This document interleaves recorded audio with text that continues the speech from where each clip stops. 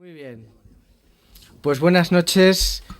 Vamos a iniciar el acto 110 ya de la Asociación Conde de Aranda y para ello contamos con la inestimable presencia de don Inocencio Arias, diplomático, hoy jubilado, cuya desbordante personalidad ha trascendido de los meros ámbitos de la carrera diplomática y ha hecho de Inocencio Arias un personaje reconocido, querido y, por qué no decirlo, también popular. Como diplomático, desde el principio de los años 60, ha servido lealmente a gobiernos de España de muy distinta ideología y en cargos de máxima responsabilidad. Quizás uno de los últimos más rimbombantes fue como representante ante la ONU, que por cierto, antes estuvo Piniés, fue un oscense, que era de Huesca, Piniés, muchos años también. Cuenta con varios libros publicados, colabora habitualmente en los medios de comunicación, tanto escritos como ahora también en la radio. Aficionado al fútbol, es conocida su condición de madridista, de pro, llegando incluso también a ocupar en un momento dado algún puesto importante en el organigrama, ¿no? En una época, no sé precisamente con qué presidente o con Mendoza, en el Club Blanco. También son conocidas sus incursiones en el mundo del cine. Pues ¿cuántas películas has hecho? Pues 8 o 9. 8 o 9 películas. Pero sobre todo... Y ahora voy a hacer otra con García. Con García. Pero sobre todo Inocencio Arias es una persona entrañable, llena de experiencias y un ameno conversador. Por eso esta noche pues le agradecemos su presencia entre nosotros y ya le damos la palabra. Muchísimas gracias por invitarme a ti y a vuestra asociación. Voy a hacer unas reflexiones sobre las diferencias entre la guerra de Irak y la guerra de Libia. Es decir, la guerra podríamos llamar, en sentido coloquial, la guerra de Aznar y la guerra de Zapatero. Si tuviera que hacer un resumen apresurado de lo que voy a decir, sería que la principal diferencia es que la guerra de Libia, la de Zapatero, tiene todo el apoyo legal de la ONU, cosa que la de Irak no lo tenía, la de Aznar, pero, en contra de lo que se ha dicho, la guerra de Irak, la de Aznar, nunca fue declarada ilegal por la ONU, es decir, que actuó en un limbo. Aquí se ha dicho lo contrario. Nunca dijo la ONU que era ilegal, que la invasión era ilegal, que las armas de destrucción masiva no existían. Nunca dijo nada de eso la ONU. Y aquí, sin embargo, se ha tejido toda una serie de afirmaciones con objeto de demonizar a los que fueron partidarios de esa guerra, afirmaciones que ahora demostraré que no corresponden en absoluto a la realidad, independientemente de que la de Libia tiene una base legal muchísimo más clara y diáfana que la otra. Y luego, por último, para aquellos que sostienen que si la de Libia tuvo base legal y la de Irak no la tuvo porque la ONU no se pronunció ni a favor ni en contra, entonces esto haría la guerra de Irak, según este argumento, totalmente ilegal. Yo digo que es también discutible, toda vez que unos años antes había habido una guerra con tan poca base legal o menos base legal que la de Irak, que fue la guerra de Kosovo, y sin embargo nadie ha reclamado que no tuviera un sustento jurídico, y nadie ha dicho que se estaba actuando en contra de las Naciones Unidas, y nadie ha dicho que se estaba masacrando a la población serbia, dado que no se tenía un sustento legal.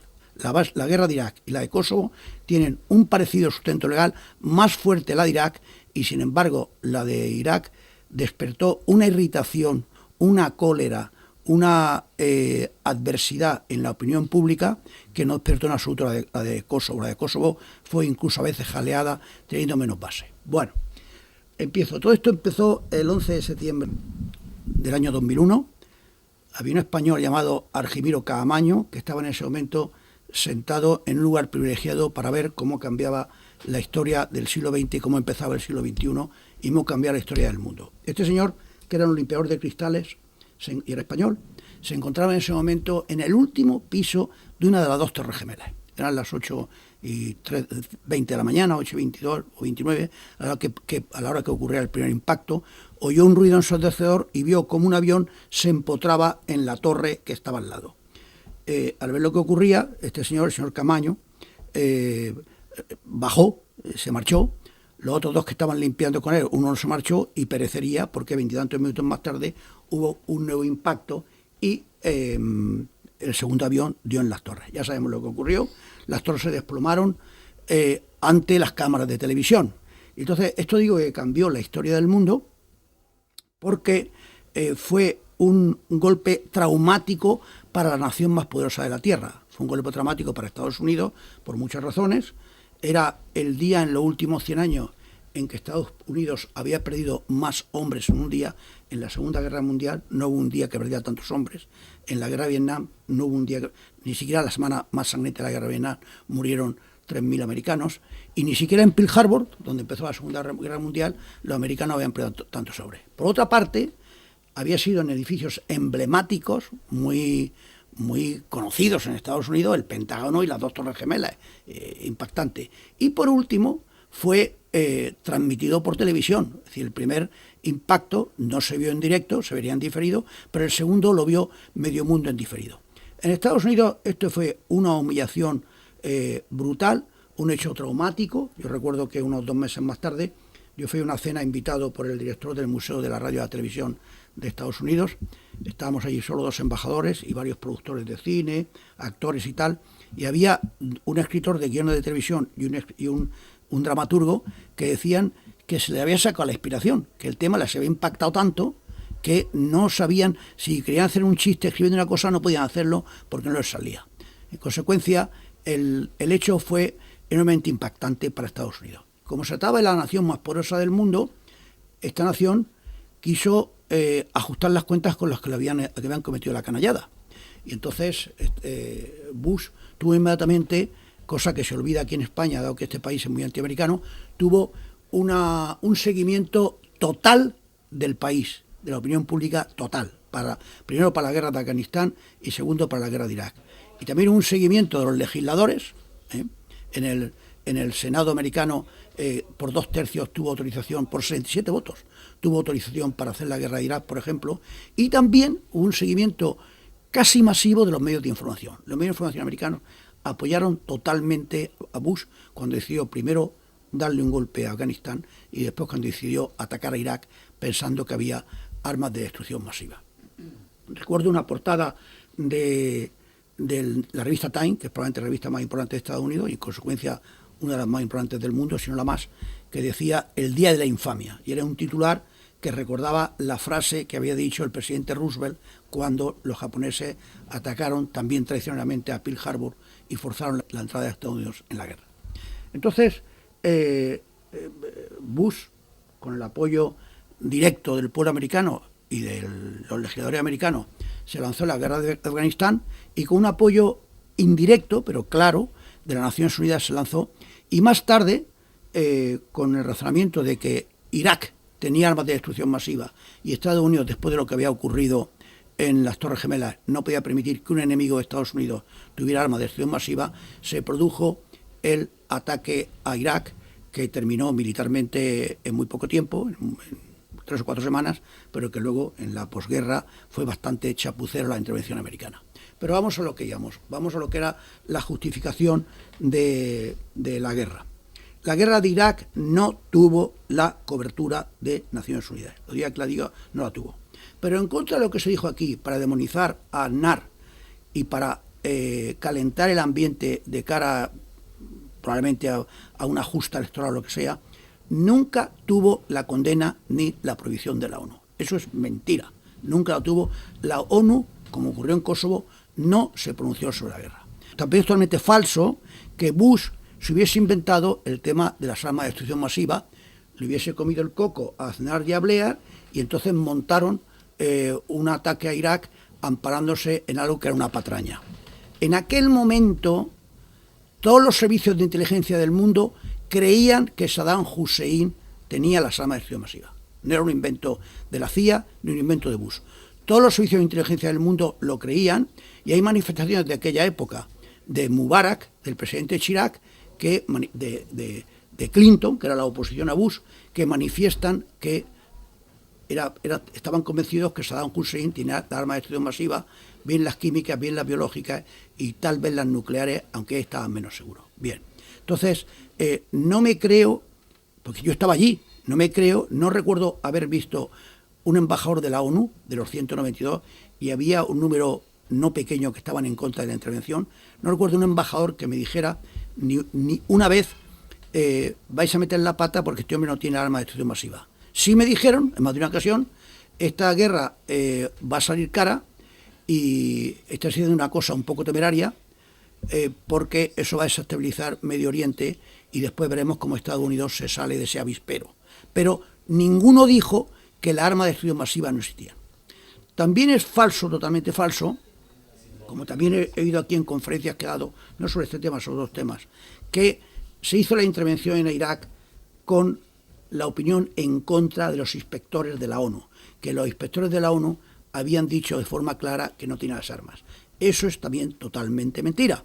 El jefe de los inspectores, que era un sueco llamado Blix, lo que dijo, yo estaba allí porque no solo lo recuerdo bien, aún no tengo el Alzheimer, sino porque es que resulta que en el Consejo de Seguridad, como ustedes saben, los temas de la paz y la guerra se diseñan, se deciden, se aprueban o no se aprueban o se rechazan en el Consejo de Seguridad de la ONU, Consejo de Seguridad, que tiene 15 miembros solo, 5 permanentes y 10 que son elegidos. Y resulta que en esa época España era un miembro elegido y si estaba España elegida, el que estaba representando a España sentado en el Consejo de Seguridad era yo, porque yo era el embajador de España en la ONU. Entonces, yo estaba presente en todas y cada una de las ocasiones en que el inspector Blix informó al Consejo de Seguridad sobre las armas de destrucción masiva, si había o no había. Nunca dijo que hubiese, ni nunca dijo que no hubiese. Lo máximo que le sacamos cuando la premiábamos era, yo no me puedo fiar de esta gente porque en el pasado ha tenido armas y las ha utilizado, yo ahora no las encuentro, pero yo no puedo garantizar ni que las tenga ni que no las tenga. No lo puedo garantizar. Necesitaría bastantes más semanas, no sé si me van a dar esas semanas, pero yo ahora mismo no puedo pronunciarme sobre las tiene o no las tiene.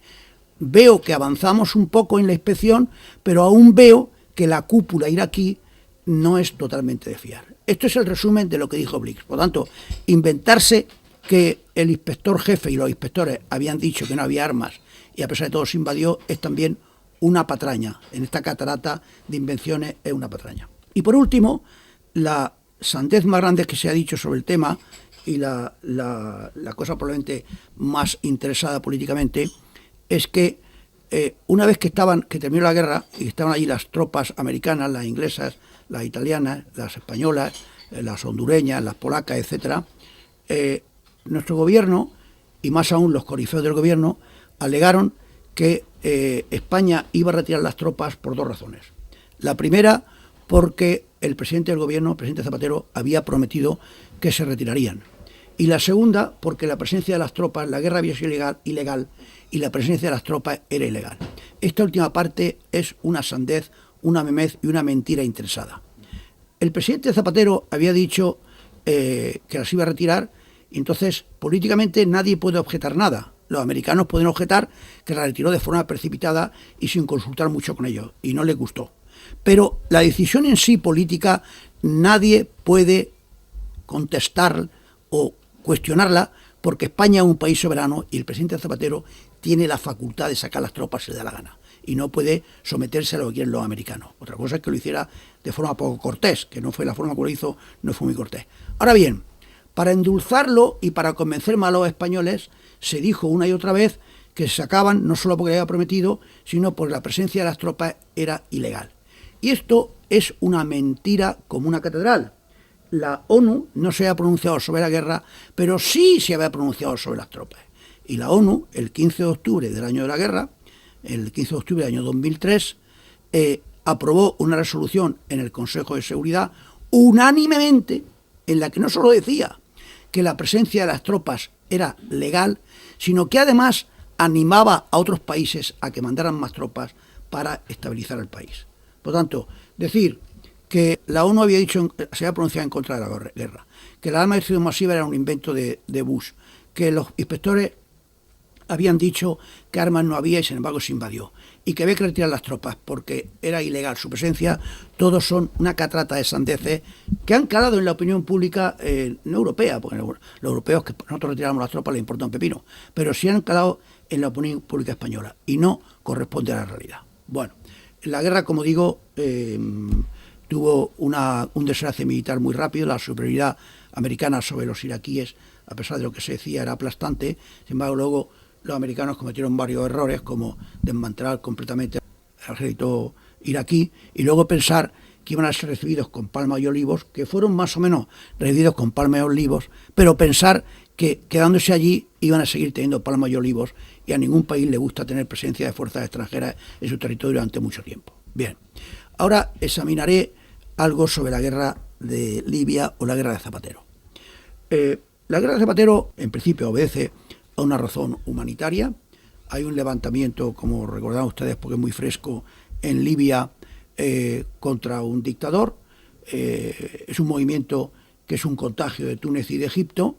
Entonces, al haber el levantamiento, se produce una represión de Gaddafi que empieza a causar irritación y malestar en Europa y en el mundo. Entonces se acaba finalmente, dado que además Gaddafi tenía un pasado patibulario, porque Gaddafi había sido el que había volado 2 aviones occidentales cometiendo un acto terrorista flagrante, y aunque empezaba a ser recibido en Occidente por muchas razones, pues había entonado el mea culpa, había prometido colaborar para luchar contra el Qaeda y estaba colaborando, dijo que pagaría indemnizaciones a los que habían quedado en los aviones, aunque había sido admitido, aquí se sabía que era un personaje archividrioso, por no decir más, por no decir patibulario, que lo podemos decir, y que era el momento de que abandonara el poder y habría un dictador menos.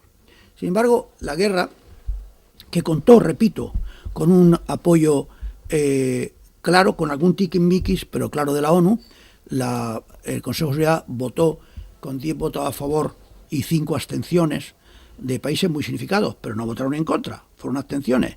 Aprobó que se podía intervenir y primero tuvo ese corsé de que tuvo 5 abstenciones, que siempre la resolución queda menos brillante cuando tiene varias abstenciones, sobre todo si son países como Rusia o como Brasil o como China, como Turquía, son países de considerable peso. Y luego, por otra parte, se establecían otros corsés, como que el objetivo era estrictamente humanitario, que no se trataba de un cambio de régimen, etcétera, etcétera. Esto unido a que Estados Unidos no ha querido tomar el protagonismo de esa intervención, ha significado que la guerra se viene prolongando. No se lleva ya 3 meses, pero va camino de... Y luego hay una confusión considerable sobre los objetivos de la intervención. Los aliados no pueden decir que quieren cargarse a Gaddafi o derribarlo, porque la ONU aprobó una resolución que no ponía eso como objetivo, y los que se abstuvieron, como Rusia o China, están pendientes de lo que se hace. Tampoco se puede intervenir con tropas sobre el terreno, porque tampoco la aprobó la resolución, pero es evidente que los que están haciendo la guerra quieren eliminar a Gaddafi, quieren eliminarlo físicamente o echarlo del país, o derrocarlo, porque es impensable que se haya hecho una guerra ahora en la que ha muerto un montón de gente y que se quedara Gaddafi allí con una componenda. Por lo tanto, es una intervención con objetivos mucho más confusos, no sé si son mejores o peores, a lo mejor son mejores, pero mucho más confusos que la guerra de Irak, porque no se puede admitir lo que se quiere cambiar el régimen y no se puede decir. Producto de todo esto, de este confusionismo y de que Estados Unidos, porque está involucrado en otras 2 guerras, y Obama, que quiere salirse de las otras 2, de Afganistán y de Irak, no quiere involucrarse en esta directamente o de forma con protagonismo, pues la guerra se arrastra un poco más porque la capacidad militar de Gran Bretaña y Francia, que son los protagonistas de la operación, no es la misma de Estados Unidos. Entonces, aunque yo creo que semana que pasa Gaddafi está más debilitado, pero esto no acaba de terminar y está teniendo un costo considerable en vida humana y en económico, etcétera, etcétera. Otro confusionismo sobre esta intervención, la de Irak, era claro el objetivo, santo o no santo, era eliminar a Saddam Hussein y crear un país democrático. Aquí, sin embargo, dado que no sabe, se quiere echar a Gaddafi, pero no sabe lo que va a ocurrir después. Ya al principio de la guerra no se sabía, vamos a causar bajas civiles o no vamos a causar bajas civiles, vamos con esto a crear que Libia se divida en 2, pero el gran interrogante es, cuando desaparezca Gaddafi, ¿qué es lo que queremos? Aunque no se diga en voz alta, cuando desaparezca Gaddafi, ¿qué va a ocurrir? ¿Va a tomar el poder un régimen fundamentalista islámico, con lo cual el remedio sería casi peor que la enfermedad? Es decir, que las dudas y el confucianismo, a veces apagados, a veces más relevantes, están en todo momento presentes en la intervención en Libia. ¿Qué diferencias hay entre una guerra y la otra? Bueno, primero veamos las similitudes. La primera es que son guerras. Diga lo que diga, que la señora Chacón y Zapatero utilicen eufemismos. La madre de un soldado libio que está en un tanque y le cae una bomba de la OTAN, pues claro, esa señora no puede pensar que estos son besucones sin frontera tirando caramelos. Lamentablemente es una guerra con pérdida de vidas humanas. Y los insurgentes que están luchando contra Gaddafi, si la llega a Gaddafi, que tiene un armamento mucho mejor que ellos, y les manda 10 cohetes y los tanques de Gaddafi destruyen 20 edificios y matan a 40 personas, o los francotiradores de Gaddafi, que lo ha utilizado muchos de los tejados, matan a 80 personas en una semana, pues esto no es una kermés, ni la quema de la falla de la plaza de la Generalidad Valenciana. Esto es una guerra, se diga lo que se diga. En Estados Unidos también, porque si se dijese que era una guerra, habría que llevar el tema al Congreso. También se utilizan expresiones un poco graciosas como un combate cinético o como una acción violenta, pero esto es una guerra. Esto no son las dos iguales, una guerra. La segunda similitud es que las dos son costosas. Si una guerra hoy en día no se hace. Estados Unidos, que interviene en segunda fila, por así decir, ya lleva gastado centenares de millones de dólares. Inglaterra y Francia deben llegar gastados muchísimo, y España probablemente nuestra intervención allí es que le va a pegar un bocado al presupuesto de defensa de este año. Otra similitud sería que las dos han pasado por el Parlamento español. Curiosamente, la guerra menos popular, la que ha producido más irritación, la de Irak, Aznar obtuvo la autorización antes de enviar las tropas, mientras que Zapatero fue el día antes, pero él dio la orden de que España intervendría antes de que el Parlamento español. Fue unas horas o unas 24 horas, y lo comprendo, no voy a criticar en Zapatero en eso, porque Zapatero tenía que comprometerse cuando se reunieron todos los países occidentales, pero en realidad cuando dio la autorización no tenía el beneplácito aún del Congreso español. Y otra similitud sería que una intervención y en otra ha dividido a los aliados. La guerra de Irak dividió a Europa en dos. No dividió a Europa porque solo Inglaterra y España se salieron del consenso europeo. Es una vez más, es una memez, otra mentira, también difundida para echarle caca a Aznar. En aquel momento, si se contaban los países de la Unión Europea, estaban la mitad apoyando a Estados Unidos y la mitad en contra de la intervención. Porque claro, no solo era España y Gran Bretaña, es que estaba también Italia, es que estaba también Polonia, es que estaba también Portugal, es que estaba también Estonia, es que estaba también Bulgaria. Había la mitad justamente de la Comunidad Europea estaba apoyando a la intervención y la otra mitad estaba en contra de la guerra de Irak. Ahora la división ha sido dentro de la OTAN. Turquía ha dicho que no participaría. Primero Europa como tal, fuera de la OTAN y la Unión Europea, también estaba dividida. Rusia ha tenido ya críticas contra la intervención, diciendo que esto es una nueva cruzada cristiana contra los musulmanes, y Turquía, que está en la OTAN, se ha manifestado prácticamente contraria. Polonia, que participó activamente en la otra, en esta dice que no le ve el objetivo, que por qué se interviene en Libia y no se interviene en Siria o en Yemen. Es decir, que Alemania ha abandonado a sus aliados y ha dicho que no va a mandar un soldado ni una tropa, ni va a mandar un centavo. Por lo tanto, esta otra similitud es que ha dividido a los aliados.